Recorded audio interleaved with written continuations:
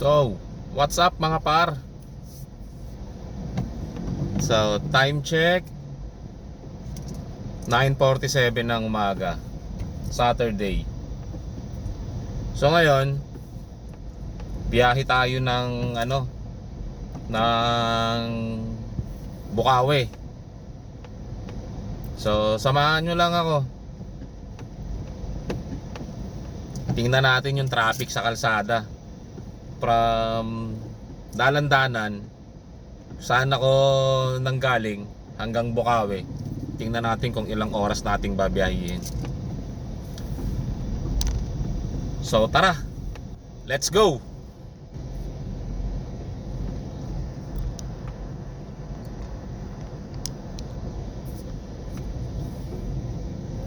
So yung dala natin is hindi motor. So nakasasakyan tayo.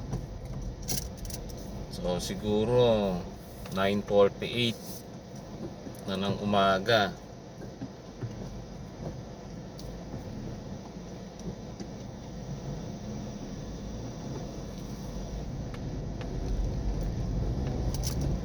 So dahil Sabado ngayon, I think di naman siguro masyadong traffic. Siya nga pala, meron lang tayong pupuntahan saglit sa Bukawi. May bibilin lang tayo.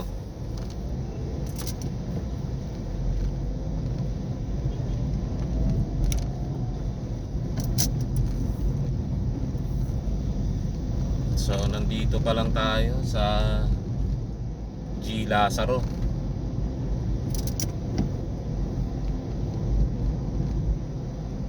G. Lazaro, Dalandanan.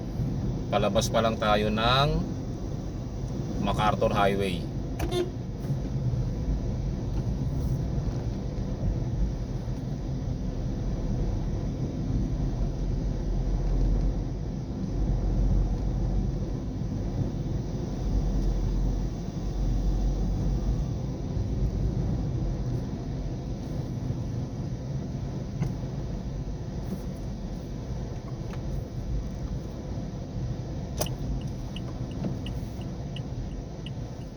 Kaliwa na tayo dito sa I. Fernando bago mag stoplight, para maiwasan pa natin yung isang stoplight dun sa may T. Santiago.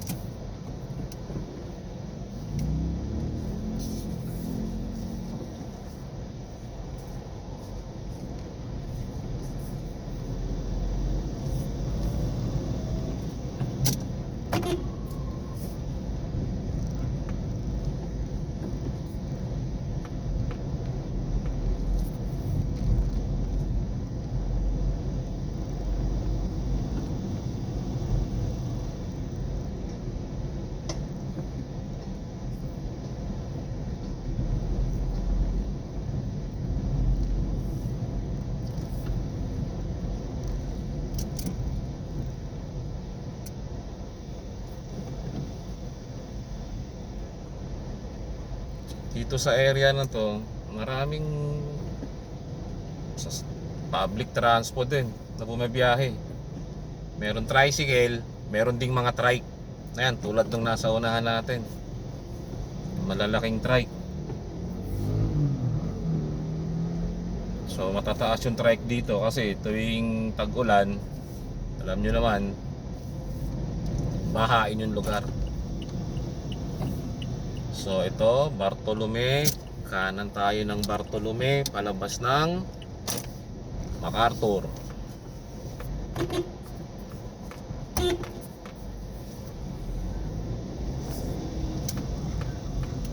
So yan na guys, MacArthur na tayo mga par.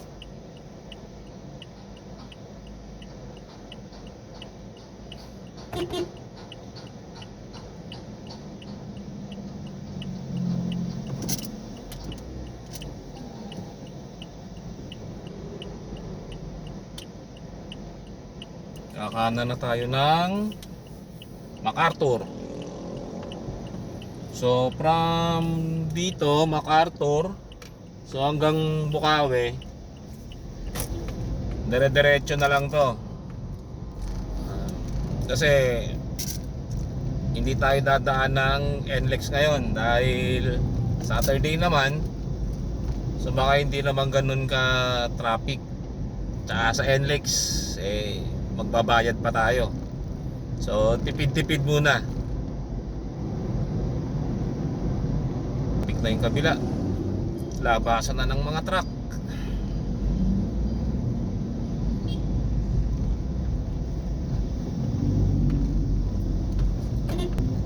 So yun mga par, papasok na tayo ng May Kawayan, ang unang bayan ng Bulacan pag galing ka ng MacArthur Highway. So approaching tayo May Kawayan.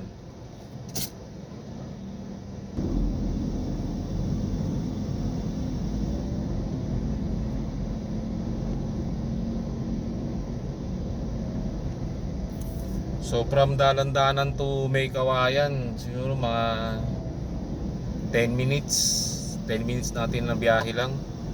So unang bayan.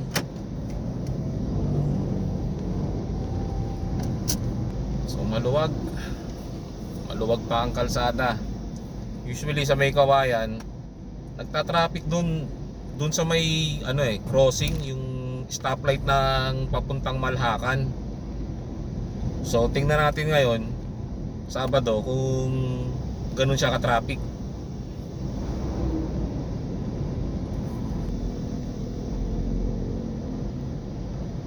Ito tayo sa May Kawayan Bridge.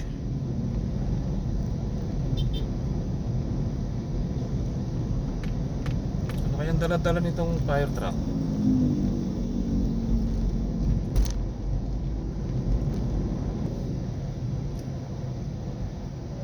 So dito na tayo par. Yung sinasabi ko kanina, approaching na to May Kawayan crossing, yung sa may stoplight ng Malhakan. So usually dito nagbi-build up yung traffic everyday dyan sa stoplight. So tulad ngayon medyo bumabagal na tayo.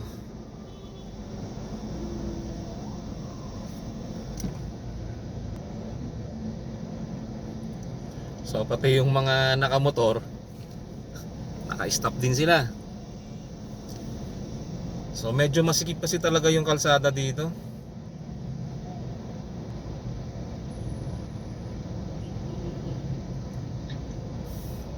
Traffic na naman yung mga nakamotor.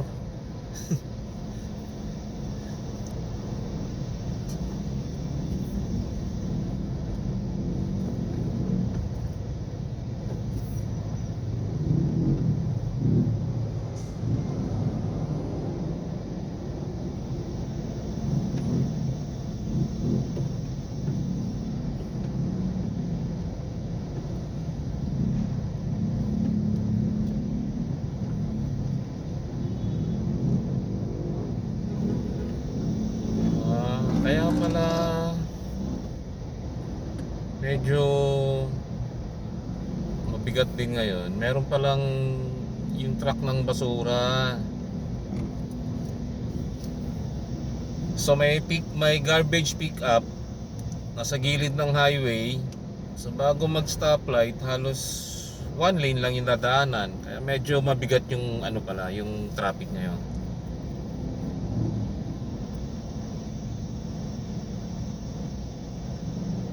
Kaya even yung mga nakamotor, stuck din sila.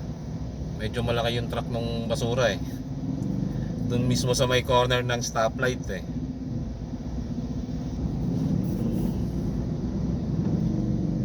So yun, go na. Go, go, go, go, go! Opya! Yun, yung truck ng basura mga guys. So yun na. Tawid na tayo ng stoplight. So paglagpas mo ng stoplight, medyo mabilis na uli. Siya nga pala guys, yung nakikita nyo sa kanan, yan yung ginagawang MRT, may Kawayan Station. So matagal-tagal pa yan. Pero yan yung station na MRT na magko-connect hanggang Bulacan. Yung itong nasa kanan, hindi ko lang mapakita. Mag-isa lang ako eh. Wala akong kasama ngayon.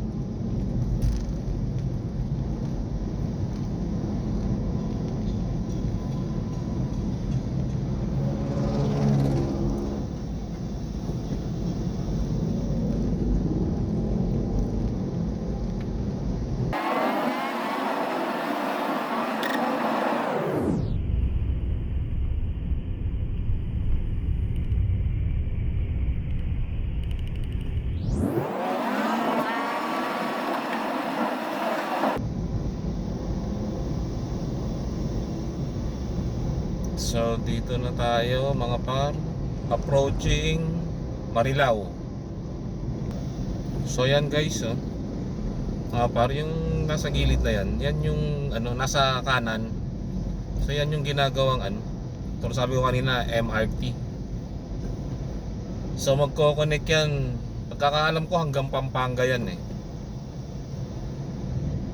So tuloy-tuloy pa rin yung construction yan. Hindi ko alam kung kailan matatapos, pero mahaba-haba pa yan.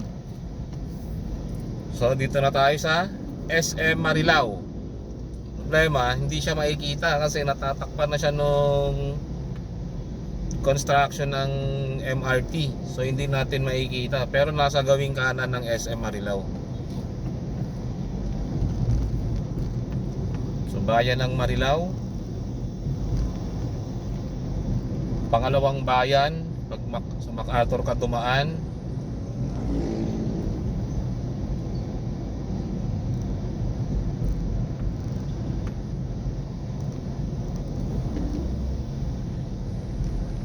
So susunod na build up ng traffic doon din sa may Marilao crossing naman.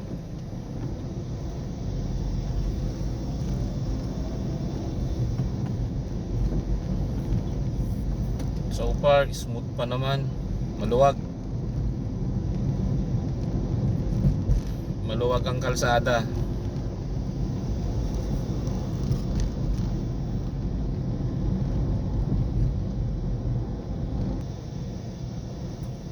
So ayan na mga par, nakita nyo ba yung di gaano makita yung haba nung sasakyan eh, yung haba ng traffic.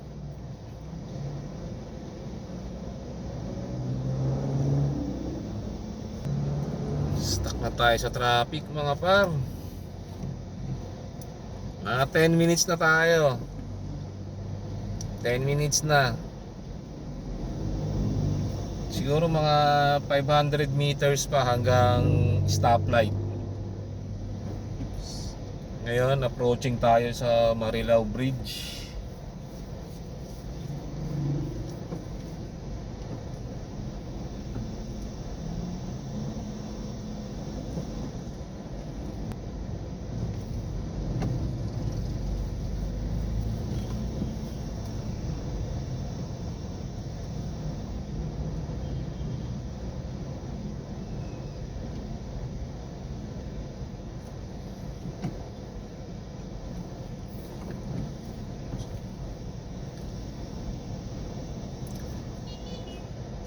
Tsaka etong biyahe natin na to mga par,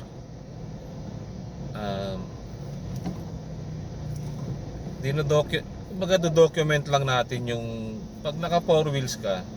Eto mga par, wala pa tong ang biyahe natin ito isang diretsong MacArthur Highway lang. Kumbaga konting lang ma-document natin. Document lang yung oras, kung diretsong MacArthur ilang oras ang biyahe, tapos kung anong araw yung pinaka-traffic, mga ganun. Konting kaalaman lang, at least yung ibang mga dadayo dito, kung saan sila dadaan, may sila, kung mapapanood nila yung video natin, may idea lang sila na araw ng Sabado ngayon yung sa vlog ganito yung medyo traffic. Makapag-isip sila ng ibang alternate route. So tayo, isang diretso to. Dalan-danan to Bukawi. MacArthur lang ang daan natin. Hindi rin tayo dadaan ng mga proper. So tingnan natin.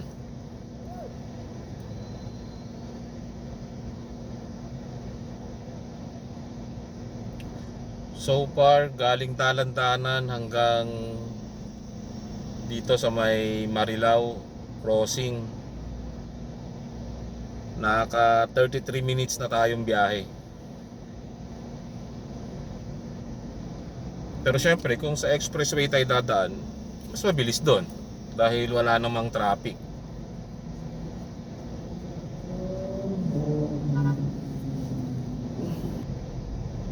So yun, sa wakas nakalagpas na ng crossing.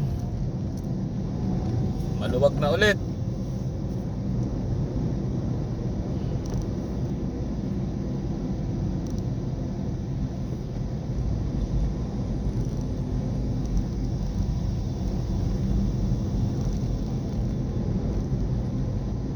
So yun mga par, nandito na tayo sa Bukawi. So ang Bukawi is pangatlong bayan pag sa MacArthur ka dumaan.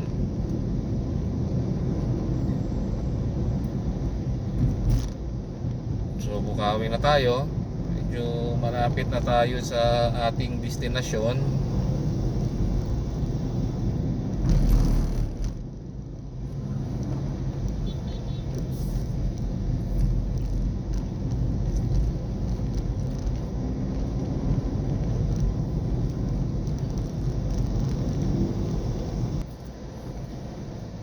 So approaching na tayo sa mga para Bukawi, tapos yung dito sa may bypass road papuntang Philippine Arena. So build up na rin yung traffic. Ang alam ko kasi ginagawa yung kalsada dito So isang lane lang yung papunta ka ng norte, isang lane lang yung nadadaanan. Ganon din yung pa-south. Kaya build up yung traffic dito. So mga bibili ng dyan, paputok dyan. So malapit na New Year dito sa Bukawi. So dito yung bilihan ng mga paputok. Pero ingat lang ingat sa pagbili ng paputok. Alam ko pinagbabawal na yun Pero pagka New Year, bukas pa rin naman may mga binibenta pa rin dito along the highway lang. Along MacArthur, marami ka nang mabibili. Marami ka nang mapagpipilian dito.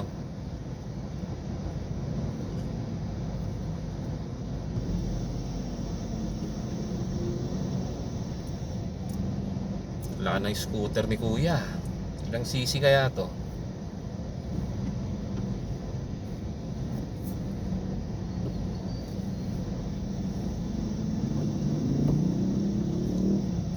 Laki ng scooter, mga 400cc, pero ang helmet nutshell. Ride safe Kuya.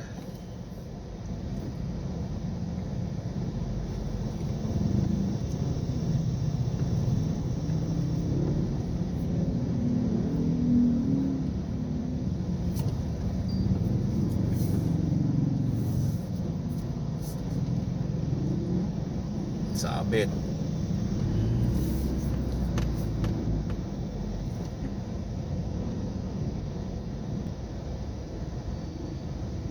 Kaibahan lang pag naka 4 wheels, limited din yung vision mo Kung ano lang yung nasa harapan. So ayan guys mga par. So one lane lang yung nagagamit kasi hindi pa tapos. Ayan, may mga orange pa. So nasemento na siya. Kaya lang hindi pa siya nadadaanan. So ginawa mo ng parkingan. So yan, kung nakikita nyo yung logo ng Pure Gold Bukawi, after ng Pure Gold na yan, Pag kumanan ka dyan, papunta ka na ng expressway. Tapos dyan din yung papuntang Philippine Arena. So after ng Pure Gold, kanan, bypass yan papuntang Philippine Arena. So kaya traffic dito, ibig sabihin hindi pa tapos yung ginagawang kalsada.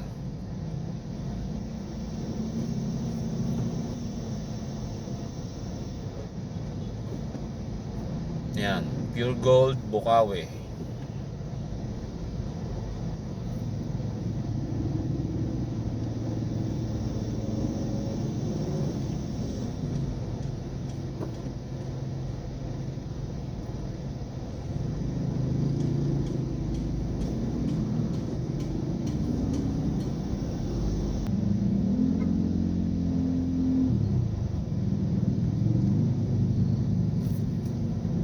Hinukay na rin pala yung mga pakanan. So pagliliko ko ngayon papuntang Philippine Arena, parang one way lang din. Kaya medyo traffic talaga. Kasi hinukay na rin siya. Yan hindi lang makita mga par. Pero nakukay din siya. So yung liliko ng papuntang Philippine Arena tsaka NLEX, so one way lang, single lane lang. Kaya nagsasalubong, so traffic. Siguro kung dire-diretso yung gagawin dito, baka mga 1 week o 2 weeks, baka masisemento na rin to.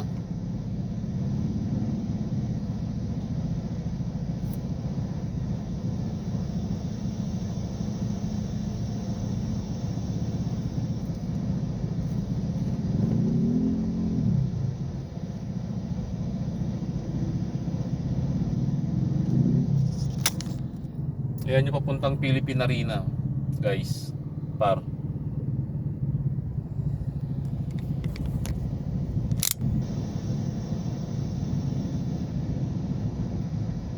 So yan, yung mga lumilikong sasakyan na yan, yan yung papuntang NLEX or Philippine Arena, or pupunta ka ng Santa Maria, pwede ka rin tumaan dyan papuntang Muson. Go, go, go, go. Go, go, kami naman. Go, go, go.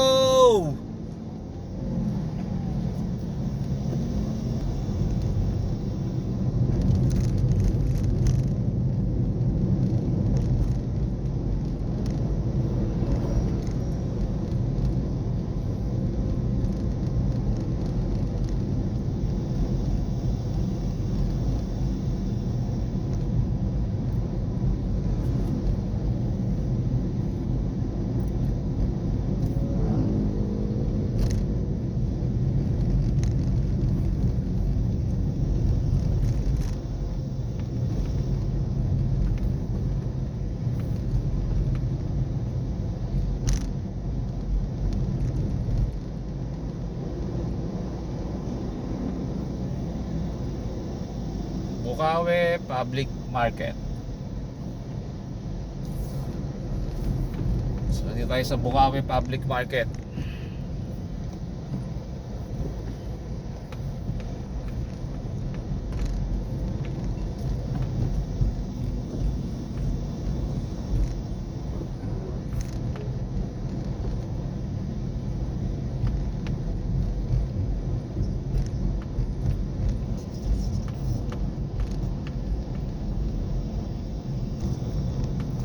So yun mga par, biyahe natin simula Dalandanan hanggang Bukawi Public Market ay inabot tayo ng 55 minutes.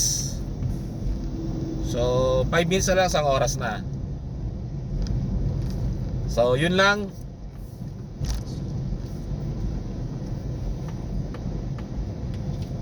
$55 minutes, medyo malayo-layo din kung nakamotor kaya.